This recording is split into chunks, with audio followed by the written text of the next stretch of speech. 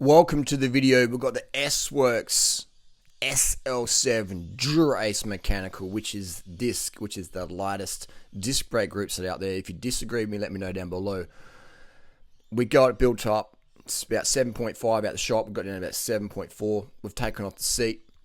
You can just ride in the super tuck position. But seriously, this is a video. I'm going to show the data here. I don't feel, as an owner of the SL7 S-Works Tarmac, I don't feel you get the proper partitioning of your power, your wattage to the rear wheel. There's flex, there's losses of power transfer. That's my experience. I've got data to back that up. Let's go into the video. Again, it's not a hate video to specialize. This is just the disc brake trend. All right, you guys voted what bike I should get, and girls, and this is what we got as a replacement. So it's just, it's nothing against specialized. Let's get into the video and we'll talk more about stuff as well. All right, let's go dive deep. And for more information, go check out durianrider.com. So welcome to my channel. My name's Durianrider. This is my friend Nippers here. I'm helping him cross the road. He's out in his training run this morning. He's a bit lost. Today's video, let's check it out. Welcome to the video. You got clothes on. This is on Strava. This is my Strava profile. If you don't see what training we do, there's a website called Strava. Follow me on Strava. Durianrider Team Vegan. And this is the SL7 S-Works Tarmac, slow or fast. Now, this is not a paid review by Specialized, or it's not a paid review by Factor saying, hey, put out some blah, blah, blah. This is the bike that I own. This is a replacement bike that was replaced. I had a rim brake version. So this is a replacement bike, and I was super curious as well to test. I know you people out there, I said, what bike should we get? We get a Factor and a Monda, a Canyon, the Specialized, and then like boom, and I could get any bike as a replacement. And you guys and girls said, you voted on my community page on YouTube, over 4,000 of you voted and said get the purple S-Works SL7. So we got that, and the color doesn't match the description on the internet website specialized.com at all, in my opinion, but that doesn't matter. In fact, the color of the bike doesn't change the performance. Now let's see what we did here. It's a 56 centimeter bike. This is yesterday. I did this, weighed myself in the morning, 71.9 kilos. I'm about 6 foot tall. And then a few days beforehand is 72.3, and that's on the rim brake bike. It's about a 6-year-old bike. It was released about 6 years ago. This is rim brake. It's about 6.5 kilos. And the SL7 is about 7.5 kilo with the Dura-Ace spec.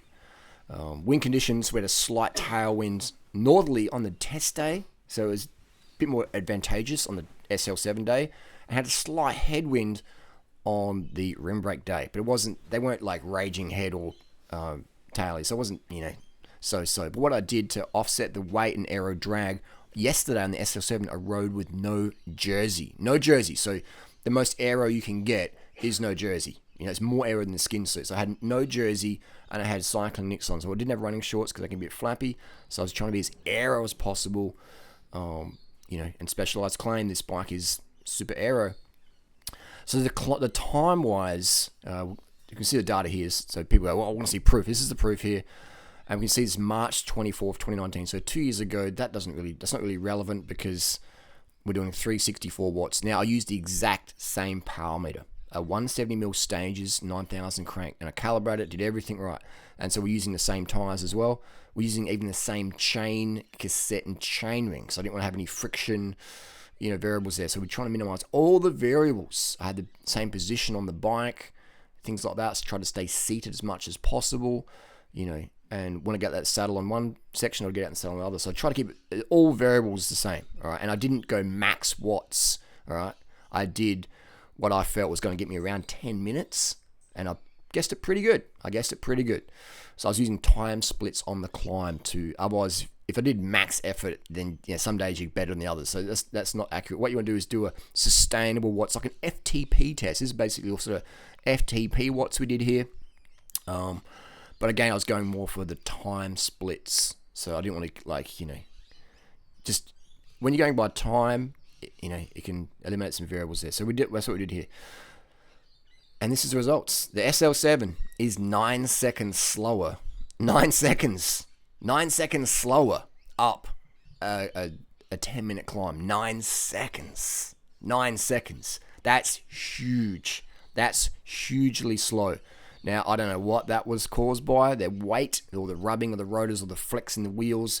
The disc wheels I've got, although they're heavy, they are very light for disc brake wheels. The spokes are only 24 spokes. You can feel, a decent amount of flex through the whole rear end.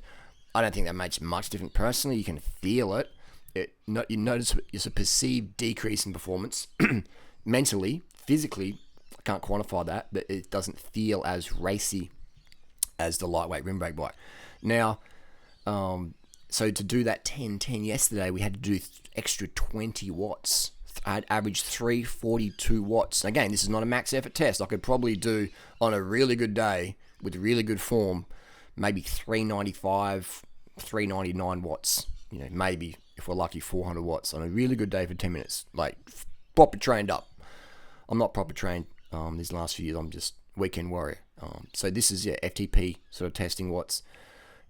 Watts I can do any day of the week, pretty much, this time of year. So there you go. So I'm slower, and I'm doing extra 20 watts. Now, 20 watts is a lot. All right, let's say if you're at your max FTP effort, if you can put extra 20 watts on that, that's huge.